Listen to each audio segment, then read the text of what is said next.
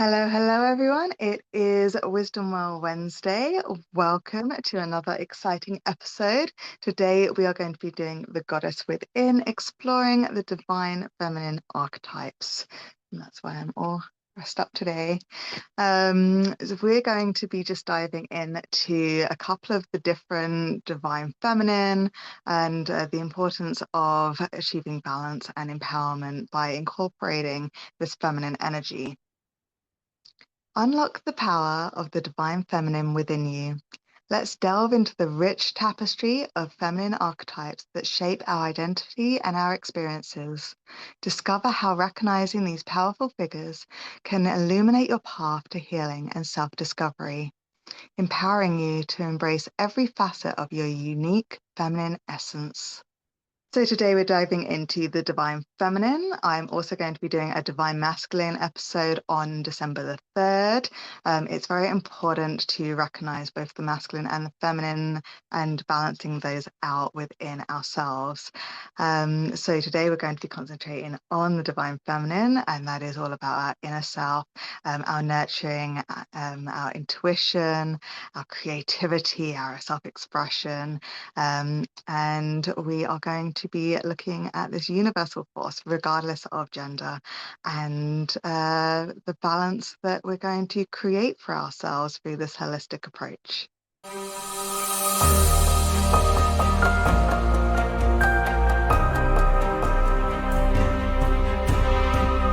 So when we think of the divine feminine, we are thinking something sacred, something intuitive, something nurturing, something creative, this force of womanhood or that feminine aspect.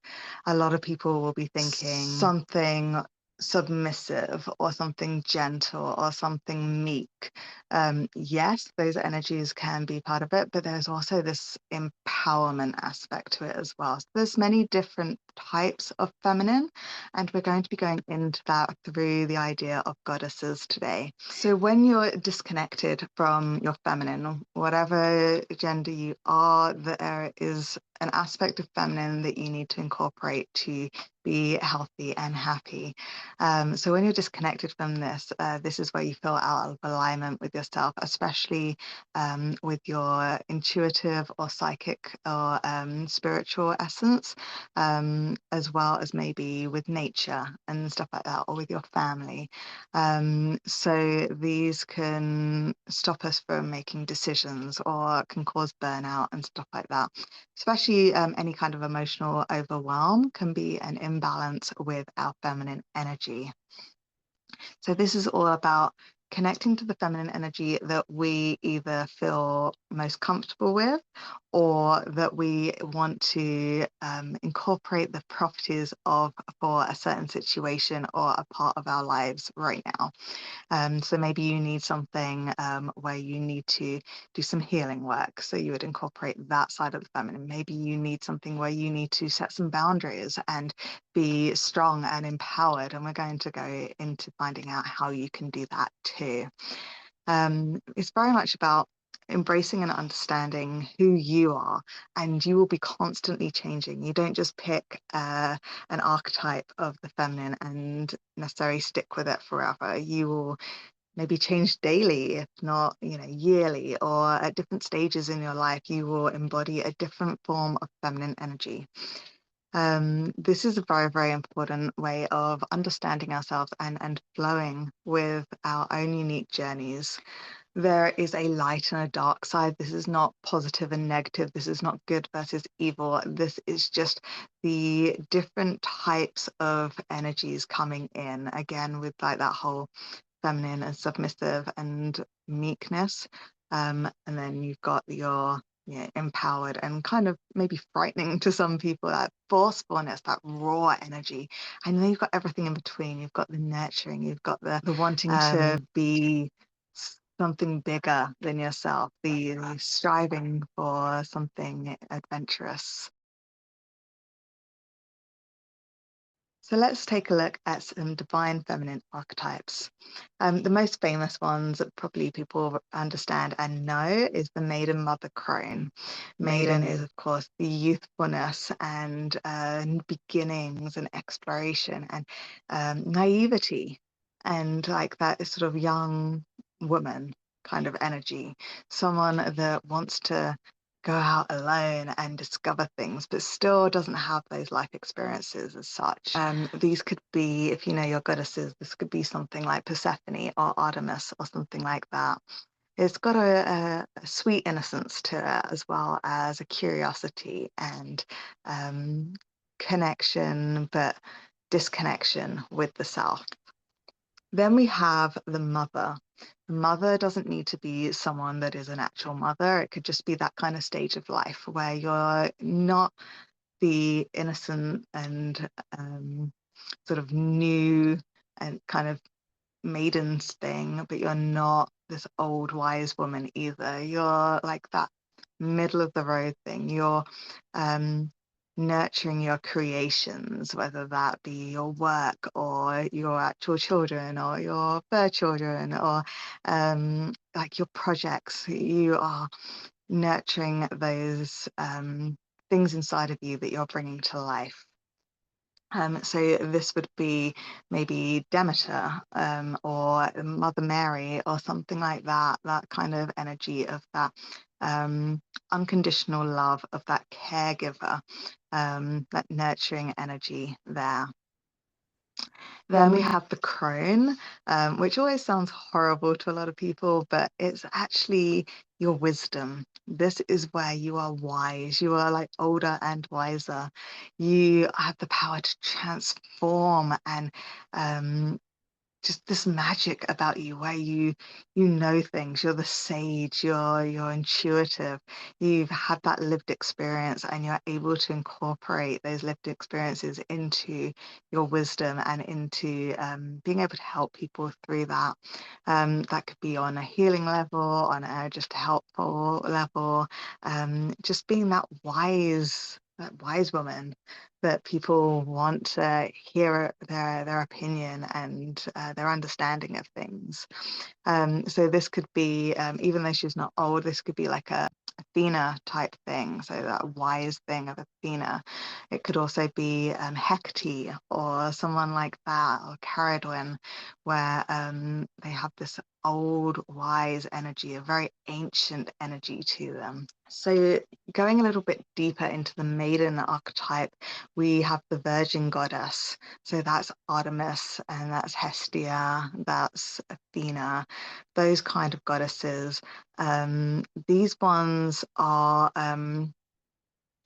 individual essences that you can incorporate if you want that kind of thing. So Artemis is the virgin goddess, but she is also a huntress and she's of the moon. And so she's very much about supporting animals and achievements and things like that in a sort of gentler but still quite forceful way. Athena is your wisdom and crafts and things like that. So strategies and becoming the master of your field, really getting into the nitty-gritty of your work or your creations. Hestia would be your inner harmony, your home.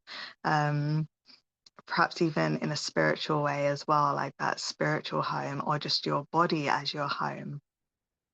This is that kind of connection with the hearth, with the fireplace, with the warmth and that kind of thing. Deeper into the mother archetype, that would be Hera or Demeter. Even Persephone could be included in the mother one. Sometimes the maiden, but it also could be the mother.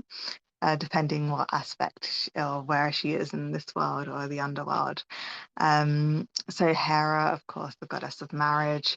So being in the mother stage, that's where the age that you would be maybe getting married or in a long-term partnership. So it's that identity of being a wife or being that other half to somebody else, you know, this kind of connection with somebody, this intimate connection with somebody else.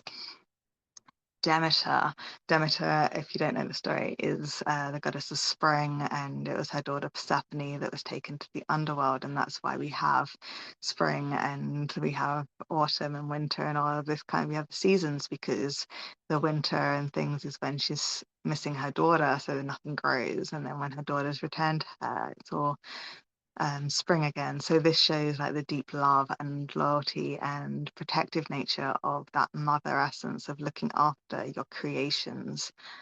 And then Persephone, like I said, could be the mother or could be the queen kind of aspect. But she can be like she's the maiden first and foremost. She is the beginning of spring. But then when she goes into the underworld, she is the wife of and queen of the king of the underworld, or the god of the underworld.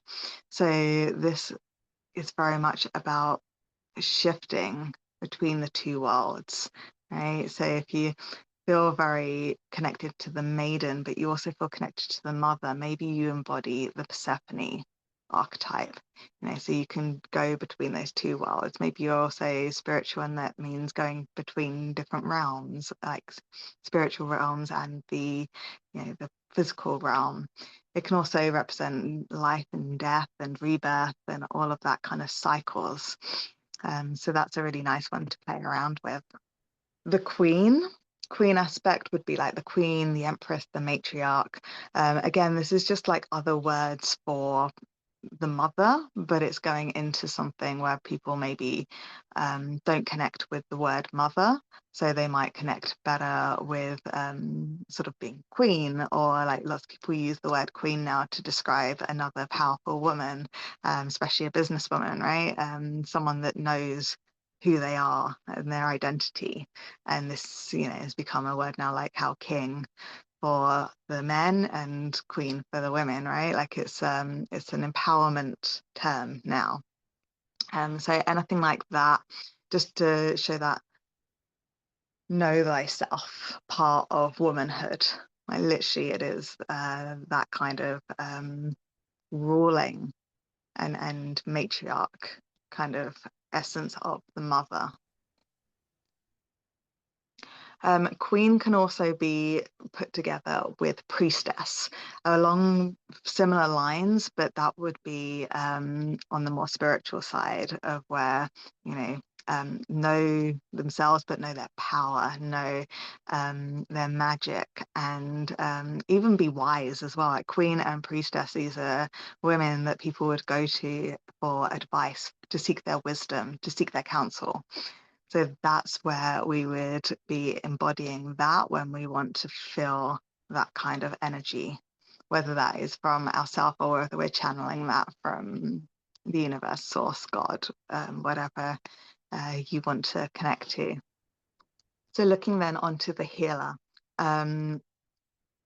self-explanatory really, right? Like the healer is someone that is able to heal and nurture and look after, but also restore and rejuvenate others. So this could literally be you are a healer, and you want to help people, or you just have that kind of essence, or you need that kind of essence coming into you.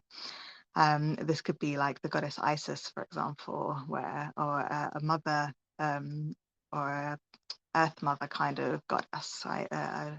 Some kind of connection to the earth. This is like the healer energy archetype. And then we have like the Amazon or the warrior.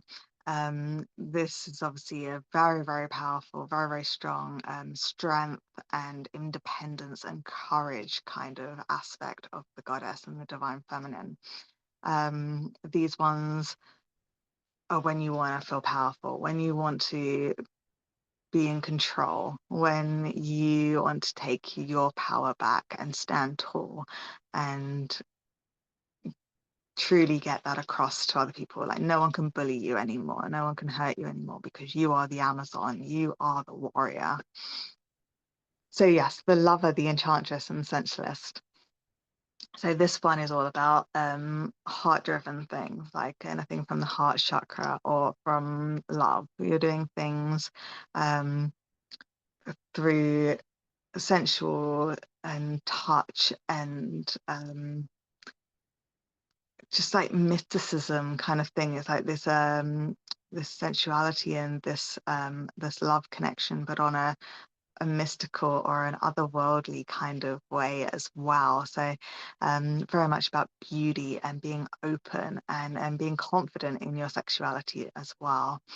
It can even be some kind of expression, like an erotic or something expression, with no shame, no nothing, like not obviously, yeah, but it's like an empowerment thing more than like a PG rated, like adult rated, whatever.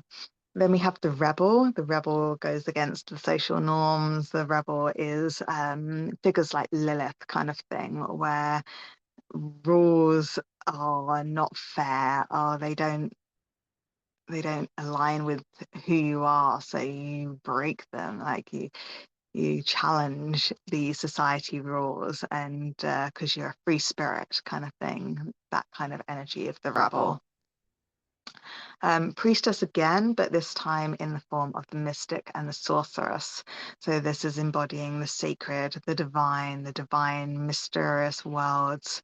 Very, very wise, very, very sacred, very, very empowering. Again, I mean, they're all empowering, but you know, that knowledge of the mystery of the world or the other worlds, and being able to tap in to that energy as well, to empower and to impart knowledge on others. So like the Oracle at Delphi, or the Vestal Virgins and stuff like that would be a prime example of something along those lines. Then we go on to the Sacred Wife. The Sacred Wife is very much about the feminine supporting the masculine. So it's that idea that the feminine is one half and the masculine is the other, and when they come together they make a whole. So all the positive attitude archetypes and properties of the feminine that the masculine doesn't have is helping the masculine, and then vice versa. The masculine is helping the feminine through the things that they don't have, and it becomes this beautiful dance of harmony and connection. So the sacred wife is not necessarily wife, but it's that other half of that masculine, so the feminine half of the masculine energy, and bringing those together for the mutual support and the fullest expression of the two blending together. And then we have the wild woman. This is very much about liberation and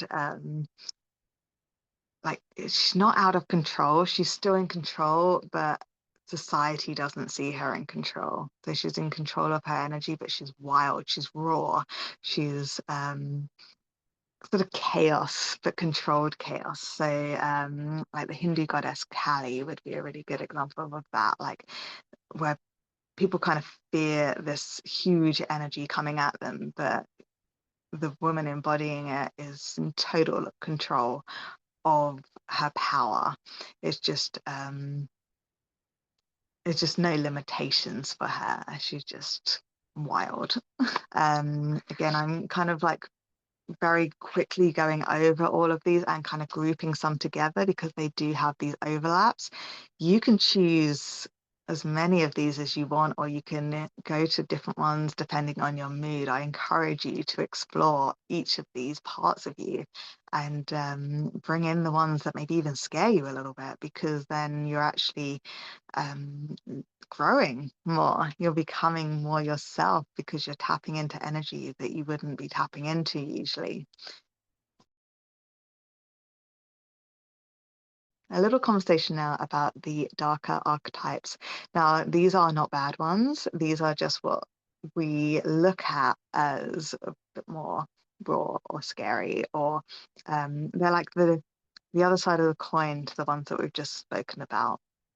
So there's nothing bad about these, and they're all needing to be incorporated at some point in somebody, for that balance of energy.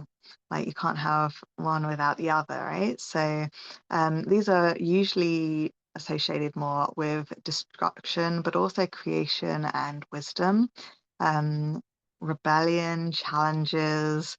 They're usually more unconventional forms of the feminine, or what we're told in society is feminine energy. So these can also maybe be like the shadow sides of yourself, the ones that you're more uncomfortable with, perhaps. And these are the ones that you should really be exploring too, because, like I said, if you explore your darker types or the ones that you feel more uncomfortable with, you're going to discover a lot more about yourself. So the dark mother, this might be when something is a little overbearing, a little bit smothering, a little bit controlling. So this is like the darker side of that nurturing mother. And when we can go within and discover that maybe we have some of these qualities to us, how can we balance that more with the like archetype of the mother or a similar energy, to not be so overbearing, not be so controlling. The crone we've already mentioned, but she can also be a part of the darker shadow side as well, because she represents wisdom, and like that age-old wisdom, that ancient wisdom, something like that. But she can also be the darker side, because she is aging. She is about death and about loss and about grief as well. So again, we can even just balance the two different types of crone and bring in like that knowledge of death, but that it's not the end, or that bring in the more wisdom that helps people, rather than just wisdom for the sake of wisdom, right? Just because it's what you learn throughout your life, this kind of stuff. The witch is a really, really interesting one, especially in my work. I find that a lot of women have what we call a witch wound. Usually it's because a past life or something, they were accused of witchcraft, probably more than once, in many different lives, and they were persecuted for it. And so a lot of people have an aversion to anything witch, like just the word maybe triggers them, or the hats, the brooms, or the kind of classic idea of like the long nose with the warts, and they have some kind of aversion to a witch. A witch, though, is wise woman. And going back to that more positive archetype of the feminine, of the wise woman. She's the herbalist, she's the healer, she's intuitive. She has power, and this is what scares a lot of people, and this is why it's become a bad thing, because of the power, the raw power that she has, and the ability to change reality that she has. So this is a really, really interesting one to explore, especially for the majority of people that have had maybe a past life where they have been accused of, or actually been a witch, for an umbrella term of that kind of thing, like a healer, a scientist, even a herbalist, something like that. So this one really is an interesting one to delve into. Also including in this one is the sorceress, which we used earlier as well in the lighter side. But the sorceress can also have that darker aspect, like the witch, where it's bringing in magic and mystery to the point where it makes other people uncomfortable. It makes people scared, because it's forbidden wisdom, what it's something that's unknown, or more powerful than they're comfortable knowing about or having in their lives. So that can become a shadow aspect of the feminine there. We then have the femme fatale, or the seductress. This is a shadow of the lover one. So this is using those feminine wilds for nefarious things, or control, or to get their own way, so it can bring in the feeling of being ensnared or captured, or controlled by this feminine energy. It can bring in a lot of desire or betrayal up in people when they're going in through this kind of Divine Feminine. So again, balancing that seductress part with the lover part and bringing them back into balance, so they're not overly positive, not overly negative. They're somewhere in the middle where they can be both. The Tyrant Queen, obviously, is the shadow of the Queen. So that's where she's taken her power and she's made it, and again, controlling. She's become domineering and ruthless and power hungry. She's not that that lawmaker and that person that helps other people through her connections and her power. She is controlling with that. The destroyer obviously is self-explanatory as well, but that's when you literally can clear anything and everything in your path, and but in like a sort of chaos way, but it's a transformation, but it's just clearing the canvas. It's like getting a painting and just putting white all over it again, so it's completely blank again. It's like completely destroying to bring in something new, but obviously that uncontrolled is kind of a bit worrying. So yeah, that kind of like energy of Kali again coming up in this one. So all of those are just kind of like shadow ones, and you can kind of guess with the other ones, like a dark priestess, what that would be, a dark, goddess, what that would be. These kind of things are all the ones that would come up in exploring the shadow side or the darker side of the feminine. So again, understanding these and knowing what you would like to experiment with, incorporating into yourself, or seeing what your archetype is right now and seeing if it needs to be tweaked, or bringing in the properties of other ones to help you grow and help you understand the world around you, or even the other worlds.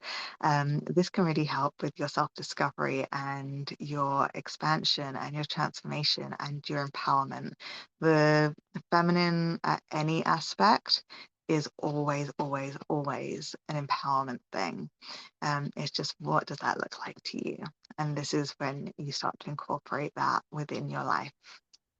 So ways that you can do this, as I say in most of my videos, they're all pretty much the same way, but it's whatever way you really want to. So if I say anything and you just want to connect completely different, you go and do you. That's how you do self-discovery.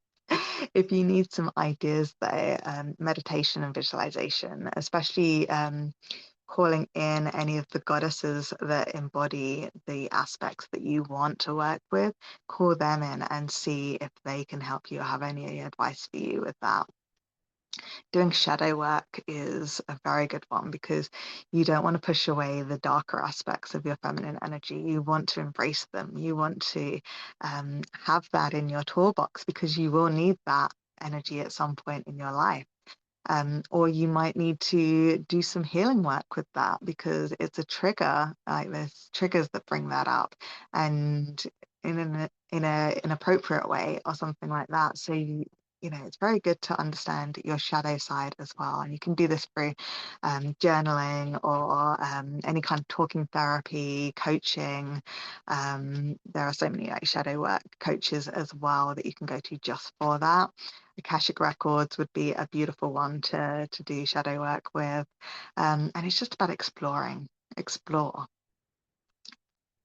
Doing some kind of ritual or ceremony would be a nice little thing. Maybe have like an altar or something where you put representations of the aspects of the feminine that you want to incorporate in yourself, so that you can see it daily. A flower, or a crystal, or a candle or something, or a picture that you've downloaded from the internet or something of a goddess, and incorporate that energy. Or just have like a vision board of women that you admire, or aspects of them that you admire on this vision board, things like that, and bring in like that sort of daily ritual and daily ceremony of connecting with that energy and bringing that into you.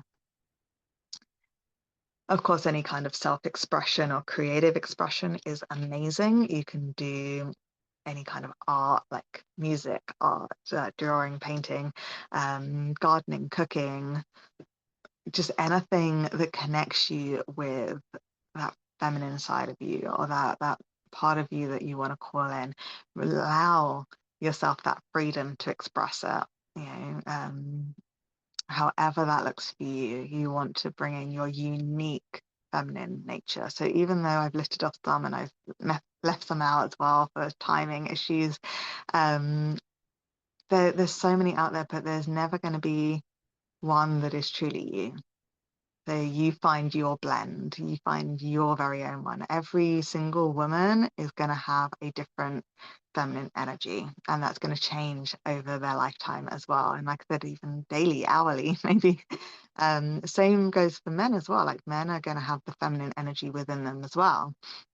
And that's going to change over time too. Sometimes that's going to overtake them, and sometimes that's going to be sort of in the background more, but there's always going to be the feminine in every person. And so it's always going to be slightly different and very unique to that individual. Of course, nature connections, going outside, connecting with nature, very, very much a connection with the feminine, doing moon work, even sun work, because in some cultures there is sun goddesses. That's not always masculine with the sun. A lot of cultures, the moon, though, is the feminine energy. So working with the moon, obviously the earth, the mother goddess is the earth. The Gaia meditations, stuff like that, would be really, really good stuff for you to do if you can get out into nature. Journaling, of course, journaling on what is my divine feminine archetype, what do I need to bring in for my feminine archetype, what do I need more of, what do I need less of, journaling these things to discover more about yourself. Embracing the properties as well. When you're calling in or when you recognize those properties in yourself, own them, bring them in and own them. Don't be ashamed of them. They are you. They are your individuality. They are your self-expression. These are who you are. So bring those in and unapologetically show them to the world. Embody fully and express fully who you are to everybody. And not everyone's going to like it, but that's not your problem. Your problem is not being authentic to you. So because of timing, we're going to just go on to just saying, explore all that. Let me know what you want to do and what you have been doing, or what kind of feminine energy you feel that you embody. What would you like to embody? Tell me in the comments, message me privately. I love to hear what you guys are getting up to, so please do reach out. Next week we are going to be doing the understanding the Earth Star Chakra, grounding and stability. This is episode 10 of our chakra series, and the first one of our, now we've done the 7 major chakras, we're now on the 12 chakra system. So this is the first one of that 12 now. So that's going to be really, really good. I will be wearing brown, so come and join me in brown. Yeah. And as always, please do like and subscribe and all of that good stuff. Really does mean a lot to the smaller channels. So thank you so much if you do that. I'm very much looking forward to seeing you guys next week. Thank you for joining me for the Goddess. Don't forget, on December 3rd, we were going to be doing the God aspect, so the divine masculine. So tune in on that date too. So until next Wednesday, it was lovely to see you all, and I'll see you then. Bye. From the Wisdom Well, keep shining, continue learning, and stay curious. Until next Wednesday.